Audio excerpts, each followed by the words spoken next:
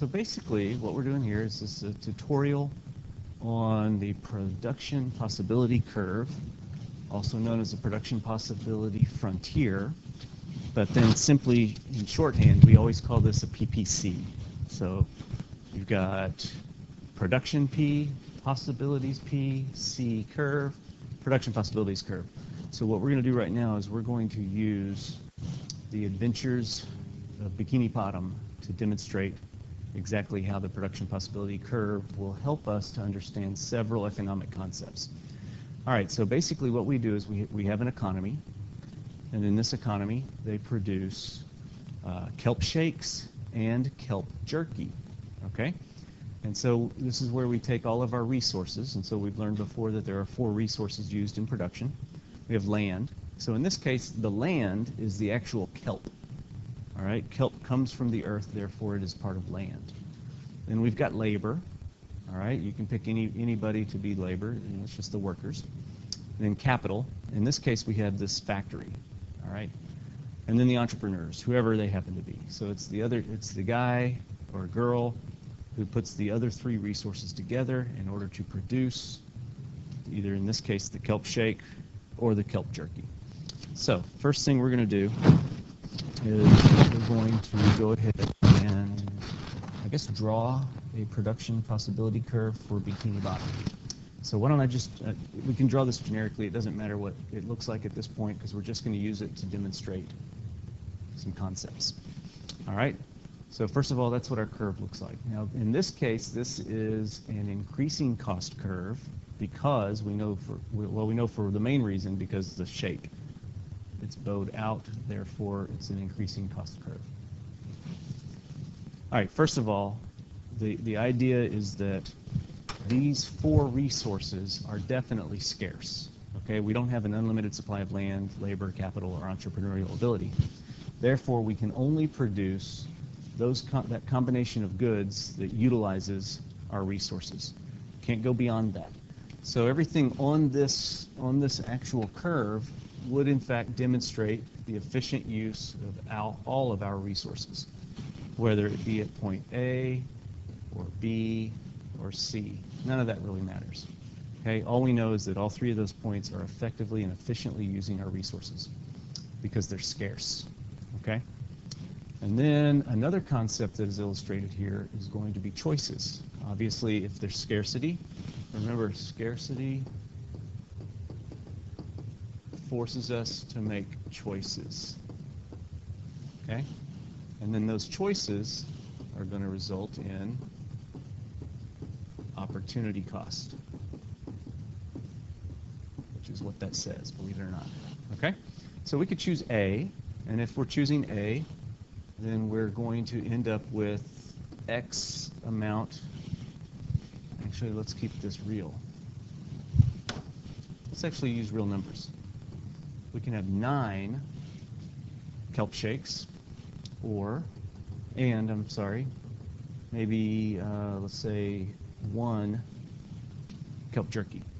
If we choose alternative B, okay, so let's say we move from A to B, we decide we're going to produce here.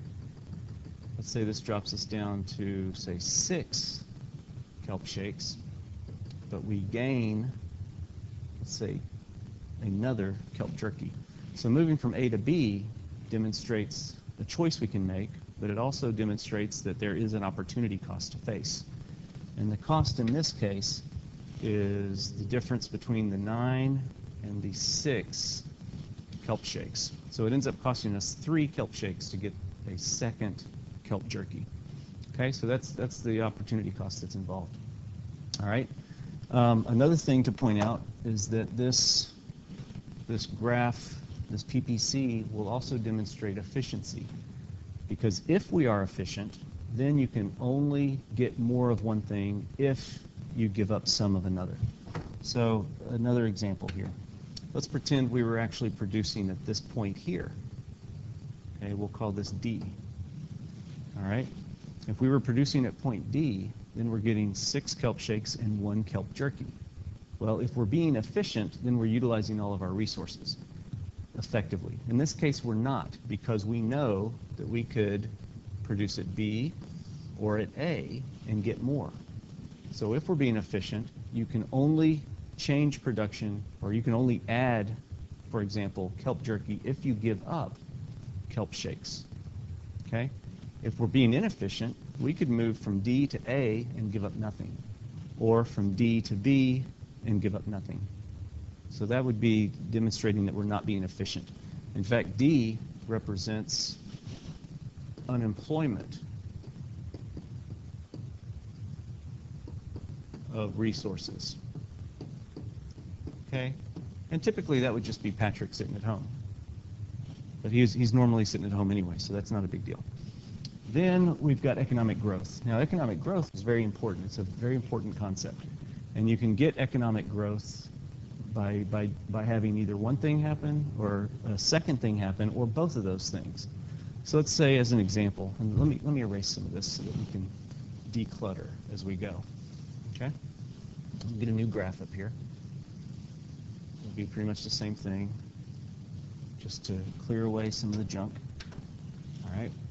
So we've got, again, a PPC that demonstrates to us that we can produce kelp shakes or kelp jerky or some combination of whatever they happen to be. But what if we get more or better resources? So maybe Patrick does indeed start going to work, or we find a whole nother kelp bed somewhere out there, or maybe another factory is produced, okay, that enables us basically have more land, labor, and capital. Or what if the resources are just better, meaning we add love to our labor, okay? All of those things are going to end up shifting our curve outward. And by the way, so would technology. So what if we could reproduce SpongeBob's efforts by making a robot?